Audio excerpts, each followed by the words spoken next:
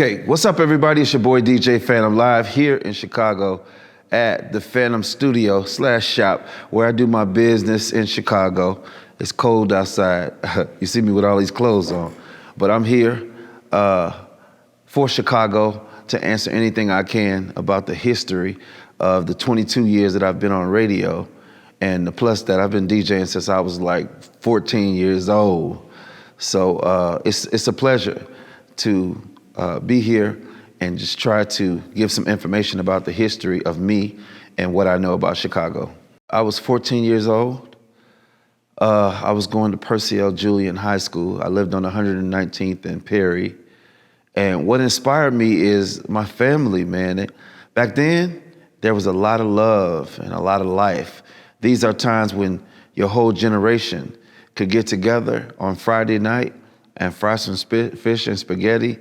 And, you know, the Crown Royal was there and Black Velvet, and we could fellowship and stay up all night. Like, that was my first time ever seeing the sunrise at a basement party. So my uncle would motivate the crowd all night. Just imagine that, someone that would DJ and just play music all night long, and people would be, you know, engaged until the sun came up. So that's what I liked about it. I love music anyway. My first piece of equipment was it was a Gerard turntable, and I had a straight arm belt drive Technics turntable. So I had one Technique, but you know, it's the only thing that had a pitch on it, a roll pitch. And then I had this Gerard turntable that had the little arm over, so when it go too far, it would pick up and start over.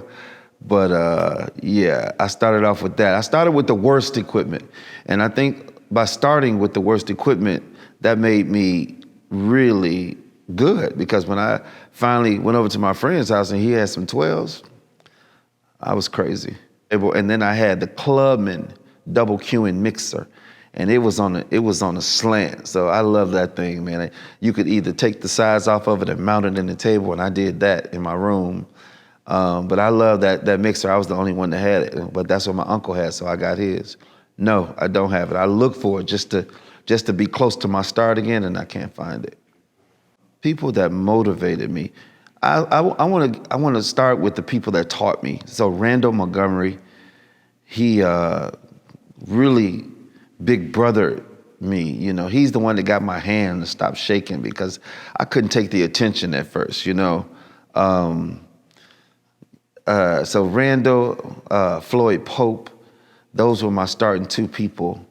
And then, you know, I started going to the power plant with Frankie Knuckles, and it was Farley. It was Farley, man. Everybody, man, we used to run to our Tone Master tapes and TDK tapes, man, and record the show. You know, I would record Farley, and you know, Farley, I think he knows now, because I think I told him, but I used to just mimic every mix that he did just to get the skill that I had. And I had horrible equipment. And yeah, he was one of the ones, Steve Hurley, Jesse Sanders, Wayne Williams gave me my first club start. The first club I ever DJ'd at was Dejois. It was on Kinsey and Franklin, hot club. I was the young buck, the underdog, but he and Randall were working there. And of course, Randall, you know, he was just big brother, man. He used to always put me out there. Hey, you can play a couple records at the beginning, and that's where it all started. And I would go and take that back home and really hone the craft with minimal, you know, technology and equipment. And I think that's what made me so hungry to be good. I didn't let that bad turntable be my excuse for not being hot, you know. Other than that, let's see, Jesse Sanders. Yeah, back then it was Farley and the rest of those guys at, you know, the DJs at Mendo, Farris. When Farris was playing house music.